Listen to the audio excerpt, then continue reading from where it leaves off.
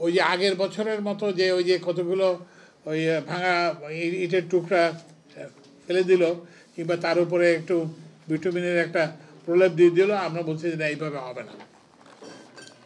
এইটাকে এমনভাবে করতে হবে যাতে এটা স্থায়ী হয়। এবং এইটার জন্য যে যে ধরনের সহযোগিতা এখানে যেমন অনেক রকম অসুবিধা, যেমন ঢাকা সিলেট মহাসড়ক নিয়ে, যেটা নিয়ে মেইন সমস্যা, সেখানে সমস্যা হচ্ছে যে এটা ইন্ডিয়ান লাইন অফ ক্রেডিট আন্ডারে একটা প্রজেক্ট। তো এইখানে যেটা সমস্যা আমরা আলোচনা করে দেখলাম সেটা হচ্ছে যে ওখানে অনেক জায়গায় ভূমি অধিগ্রহণ বাকি আছে, এর ফলে কাজটা করা যাচ্ছে না। তারপর অনেক জায়গায় ওই ভূমি অধিগ্রহণের সঙ্গে লিঙ্কড ওই যে ইউটিলিটি শিফটিং, মানে বিদ্যুতের কিংবা অন্যান্য সেবা প্রদানকারী সংস্থার এগুলো সরানো যাচ্ছে না। তো এই জন্য আমরা এগুলোকে এখন ওই জন্য আমরা বিভাগীয় কমিশনারদের সঙ্গে কথা বলছি, এবং যেখানে যেখানে ভূমি অধিগ্রহণ আটকে আছে, শুধু সিলেট বলে না, ঝিনাইদহ, কুষ্টিয়া, ঝিনাইদহ এখানেও এই সমস্যা আছে অন্যান্য। এবং আমরা আমাদের যে সড়ক বিভাগ এবং অন্যান্য বিভাগের যারা তাদেরকে বলছি যে তাদেরকে এখন প্রোঅ্যাক্টিভ হতে হবে।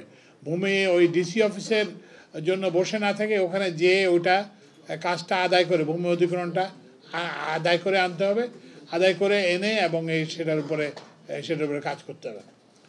এবং এই জন্য যে আর্থিক যে দরকার, যদি কোনো অতিরিক্ত অর্থ বরাদ্দের প্রয়োজন হয়, যেমন একটা অতিরিক্ত অর্থ বরাদ্দের কথা আসছে, সেটা হচ্ছে যে আপনারা জানেন যে আবদুল্লাপুরে একটা হয়, যানজট হয়, ওখানে ওই যে রাস্তাটা হয়ে গেছে।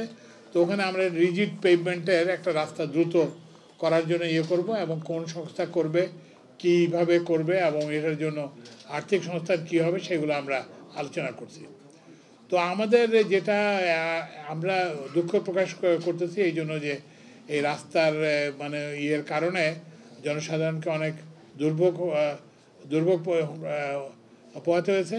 এবং এইটা আমরা চাই যে এটা এই যে বর্ষা তো ধরেন সেপ্টেম্বর মাসের 15 তারিখেই শুরু হবে, শেষ হবে। তো এই জন্যই কিন্তু আমরা এর আগেই বসছি, এবং আমরা এইরকম সিরিজ অফ মিটিং করব, এবং ওই যে প্রত্যেকটা রাস্তাকে আমরা স্পেসিফিকলি ধরে আমরা অ্যাড্রেস করব। এবং এটা হচ্ছে বিভিন্ন মন্ত্রণালয় থেকে, রোডস মন্ত্রণালয় থেকে, স্থানীয় সরকার মন্ত্রণালয়ের সচিব মহোদয় আছেন উনি, তারপরে হচ্ছে যে কি বলে পূর্ত মন্ত্রণালয়ের সচিব মহোদয় আছেন। আমরা এগুলো খুব নিবিড়ভাবে মনিটরিং করব, যাতে এই কাজটা ভালোভাবে হয়, শুধুমাত্র অর্থ ব্যয় না হয়, যাতে এটা একটা টেকসই হয়। এবং যেখানে সম্ভব আমরা যেখানে রিপেয়ার করব সেখানে যেটাকে আমরা বলি ওই যে রিজিড পেভমেন্ট, মানে কংক্রিটের রাস্তা করার চেষ্টা করব, যাতে করে এটা আবার আগামী বর্ষাতে যাতে, কারণ আমরা তো জানি যে ওগুলো বর্ষা প্রবণ এলাকা, মানে আমরা তো একটা সেটা আইডেন্টিফাইড যে কোন কোন জায়গায় পানি জমে, কোন কোন জায়গায় রাস্তা ক্ষতিগ্রস্ত হয়। তো সেই সব জায়গাগুলোকে আমরা স্পেশালি অ্যাড্রেস করার চেষ্টা করব।